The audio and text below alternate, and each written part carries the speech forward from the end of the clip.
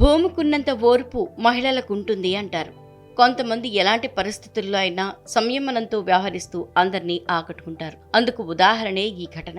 ఓ railway మహిళా constable తన ఏడాది పాపను చంకనెత్తుకుని విధులు నిర్వహిస్తున్న వీడియో సోషల్ మీడియాలో వైరల్గా మారింది. ఆమె నిబద్ధతకు ప్రశంసలు కురిపిస్తున్నారు నెటిజన్లు. దేశ రాజధాని ఢిల్లీ రైల్వే స్టేషన్లో ఓ మహిళా ఆర్పీఎఫ్ కానిస్టేబుల్ తన ఏడాది బిడ్డను ఎత్తుకుని విధులు నిర్వహిస్తున్నారు.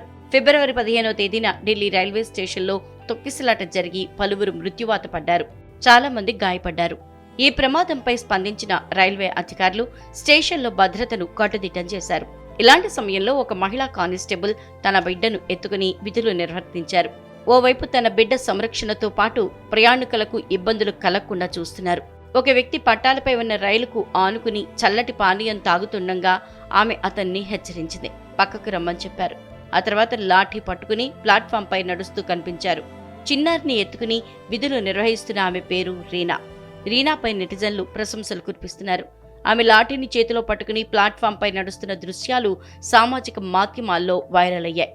మహాకుంభమేళా నేపథ్యంలో ప్రయాగ్రాజ్కు భక్తులు పోటెత్తారు. ఈ క్రమంలో రైల్వే స్టేషన్లు జనసంద్రాన్ని తలపిస్తున్నాయి. రహదారులు కిక్కిరిసిపోవడంతో వాహనాలు నిలిచిపోతున్నాయి.